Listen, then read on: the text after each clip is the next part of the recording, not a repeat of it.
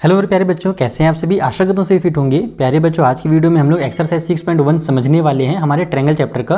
वैसे तो ये बहुत ही बेसिक सा एक्सरसाइज है, बहुत सारे बच्चों ने ये बना भी लिया होगा, लेकिन जिन बच्चों से नहीं बन रहा, ये इस वीडियो को देखने के बाद उनसे भी ये एक्सरसाइज बहुत आसानी से बन जाएगा। इसके अलावा जो आगे के एक्सरसाइजेस है 6.2 6.3 उनका भी वीडियो मैं बहुत जल्द बनाने वाला हूँ, तो चैनल को फटाफट सब्सक्राइब कर लेना। साथ ही ये जो NCERT है ना, इसके अगर आपको नोट्स चाहिए तो मैं डिटेल में नोट्स एकदम प्रोवाइड करा रहा हूँ, भी फ्री ऑफ कॉस्ट, जो कि आपको मेरे टेलीग्राम चैनल पर मिल जाएगा। तो डिस्क्रिप्शन बॉक्स में टेलीग्राम का भी लिंक दिया हुआ है, वहाँ से आप टेलीग्राम जरूर ज्वाइन कर लेना। चलिए स्टार्ट करते हैं और 6.1 में समझते हैं कि यहाँ पर क्या दी हुई है।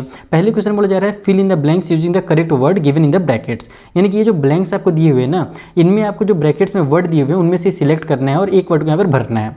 तो देखो, सबसे पहले तो हम लोग समझते हैं इन वर्ड्स का मतलब। कॉन्ग्रुएंट और सिमिलर का मतलब क्या है, दोनों में बीच में डिफरेंस क्या है। आपने कॉन्ग्रुएंट के बारे में पढ़ा है क्लास 9th में, और सिमिलर के बारे में भी तुम लोग क्लास 10th में पढ़ने वाले हो। तो देखो, कॉन्ग्रुएंट क्या होता है कि दो ट्रायंगल्स के बारे में हमने पढ़ा था। कॉन्ग्रुएंट ऑफ ट्रायंगल सभी को याद होगा, अगर उसकी मैं समझाऊं आपको तो बहुत आसानी से याद आ जाएगा आपको।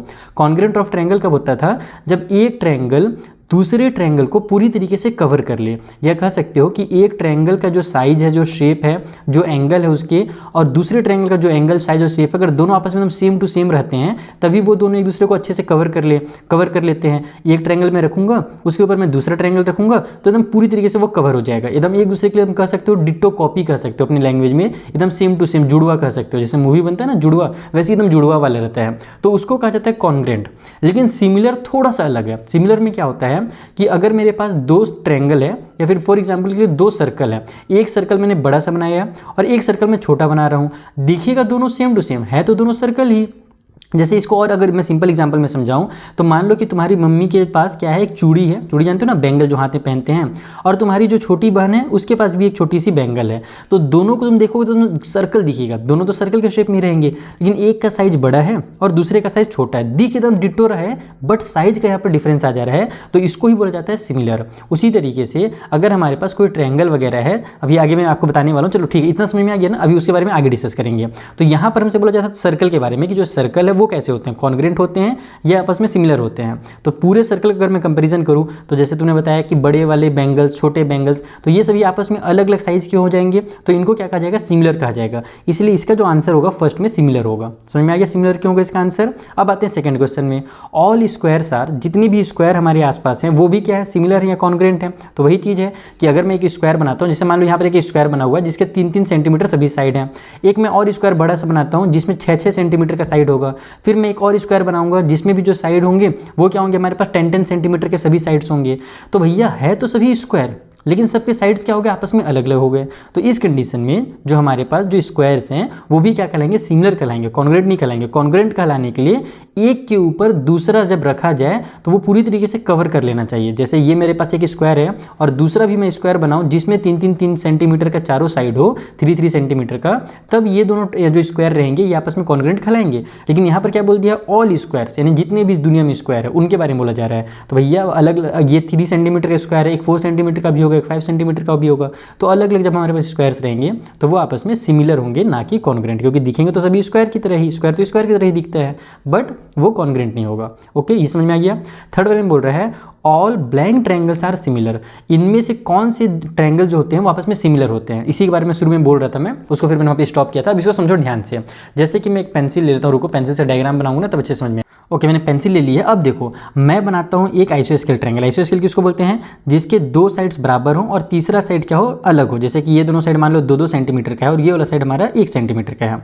फिर मैं एक और आइसोस्केल ट्रायंगल बनाता हूँ। मान लेते हैं कि ये वाला जो था हमारे पास, ये हमारा 3 सेंटीमीटर का दो था और ये 1 था। फिर मैं एक और आइसोस्केल ट्रायंगल बनाता हूँ जिसमें हमारे पास जो साइड हो गई अब अलग हो गई। ये हमारे पास 5 हो गई, ये हमारे पास 5 होगी, और ये अभी भी हमारे पास 1 है। तो अब तुम इसको देखोगे तो ये सेम टू सेम नहीं दिखेगा, है तो दोनों आइसोस्केल ट्रायंगल, लेकिन सेम नहीं दिख रहा है यहाँ पर, ये समझ में आ रहा है। लेकिन अगर मैं इक्विलेटरल ट्रायंगल बनाता हूँ, तो मैं अगर एक इक्विलेटरल बनाया जिसमें मेरा मान लो ये भी 1 था, ये भी 1 था, ये भी 1 था, अब मैं दूसरा इक्विलेटरल बनाऊंगा तो ये भी 2 होगा, ये भी 2 होगा, ये भी 2 होगा, थोड़ा सा बड़ा बना दूँ तो। फिर मैं तीसरा बनाऊंगा तो 3-3-3 होगा। तो यहाँ पर क्या होता है कि जितने भी इक्विलेटरल ट्रायंगल है वो सेम टू सेम दिखते हैं। इक्विलेटरल होने के लिए, या फिर ये कह सकते हो कि सिमिलर होने के लिए, उनका जो एंगल बना हुआ है ना वो भी आपस में बराबर ही होना चाहिए, ये ध्यान रखना। जबकि यहाँ पर हमारे एंगल्स होंगे ना वो छोटे बड़े हो जाएंगे। तो जब हम लोग इक्विलेटरल ट्रायंगल बनाते हैं तो सभी जो एंगल्स होते हैं वो 60 60 डिग्री के होते हैं और सभी साइड्स हमारे पास कह सकते हो प्रोपोर्शनल होते हैं आपस में। तो इस वजह से हमारे जो इक्विलेटरल ट्रायंगल हैं वो सिमिलर कहलाएंगे, लेकिन आइसोस्केल्स ट्रायंगल आपस में सिमिलर नहीं कहलाएंगे। तो यहाँ पर इक्विलेटरल इसका सही आंसर होगा। समझ में आ गया।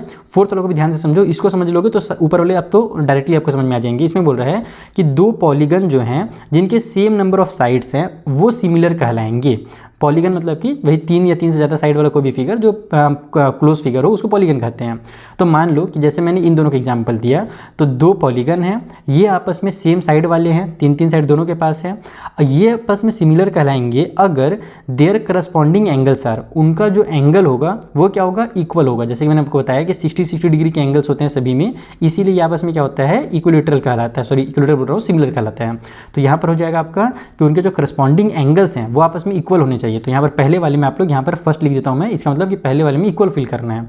उसके बाद their corresponding sides are proportional, उनका जो साइड हो ना वो प्रोपोर्शनल हो। जैसे कि 1-1-1 का रेशियो में है, ये 2-2-2 हो जाएगा, 2:2:2।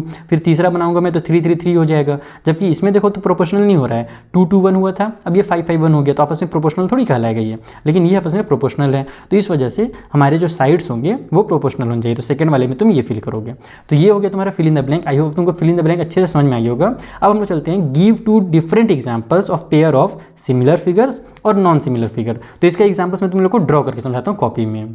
तो देखो फर्स्ट पार्ट में बोला गया था सिमिलर फिगर्स के बारे में बताना है और दो पेयर हमको बतानी है। तो सबसे पहले हमने स्क्वायर का ही बता दिया, जैसे कि अभी एग्जांपल्स में या फिर क्वेश्चन नंबर 1 में जो हमने देखा, मैंने आपको जो समझाया कि जो स्क्वायर्स होते हैं आपस में सिमिलर होते हैं। तो बस आपको 2 स्क्वायर बना देना है अपने नोट कॉपी में। और वैसे इस टाइप से क्वेश्चन आते नहीं एग्जाम में, ध्यान रखना, फिर भी आपको बेसिक्स पता होना चाहिए, इसलिए मैंने यहाँ से बता दिया कि 2 स्क्वायर बना देना और स्क्वायर्स आपस में क्या हो जाएंगे, सिमिलर हो जाएंगे। तो ये पहला पेयर हो गया।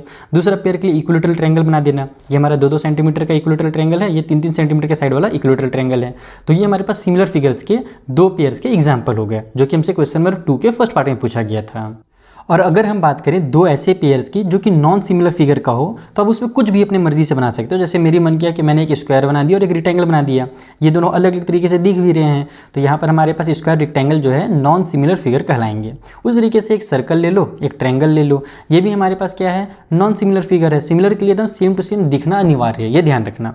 एक और जो हमारे पास क्वेश्चन है वो भी इसी से रिलेटेड है, एकदम आसान सा क्वेश्चन। इसमें बोल रहा है कि state whether the following quadrilaterals are similar और नॉट, यानी कि ये जो क्वाड्रिलेटरल्स हैं ये सिमिलर है या नहीं है। तो तुम लोग साफ साफ देख सकते हो कि भले इसके जो साइड्स हैं और इसका जो साइड है वो रेशियो में तो है, यानी कि ये तुम लोग को दिख रहा होगा कि जो यहाँ पर नहीं बोला गया था कि जो हमारे पास उसके साइड्स होने चाहिए प्रोपोर्शनल होने चाहिए, तो प्रोपोर्शनल तो दिख रहा है, ये 3 है, ये हाफ है, ये भी 3 है, ये इसका हाफ है, ये भी 3 है, इसका हाफ है, ये भी 3 इसका हाफ है।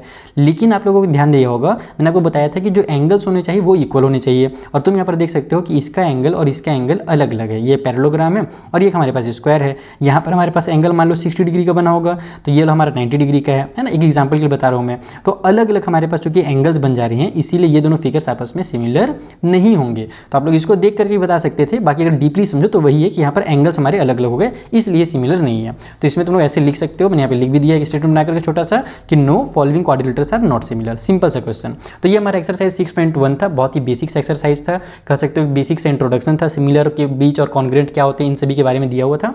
अब हम लोग बनाएंगे एक्सरसाइज 6.2 अगले वाले वीडियो में, जिसका लिंक आपको ऊपर आई बटन में मिल जाएगा। आपके सामने 2 विंडो पेन हो गए होंगे, उसमें भी आप क्लिक करोगे तो नेक्स्ट वीडियो में पहुंच जाओगे। साथ ही डिस्क्रिप्शन बॉक्स में तो आपको सारे वीडियोस के, चाहे वो चैप्टर 1 का हो, चैप्टर 2 का हो, चैप्टर 3 का हो, सारे वीडियोस के लिंक मिल जाएंगे। और प्यारे बच्चों, अगर आपको क्लास 10th में टॉप करना है ना, तो मैं एक गूगल फॉर्म बना चुका हूँ, जिसके में अगर आप फिल करोगे, उस गूगल फॉर्म फिल करने के बाद आप लोग देखना कि मैं आपको क्या क्या चीज़ें प्रोवाइड करने वाला हूँ, ताकि आप क्लास 10th में 95% प्लस स्कोर कर सको, भी फ्री ऑफ कॉस्ट। तो वो गूगल फॉर्म भी जरूर फिल कर लेना, उसका भी लिंक आपको मैं कमेंट बॉक्स में या फिर डिस्क्रिप्शन बॉक्स में प्रोवाइड करा दूंगा। चलो मिलते हैं नेक्स्ट वीडियो में, तब तक के लिए थैंक यू फॉर वॉचिंग।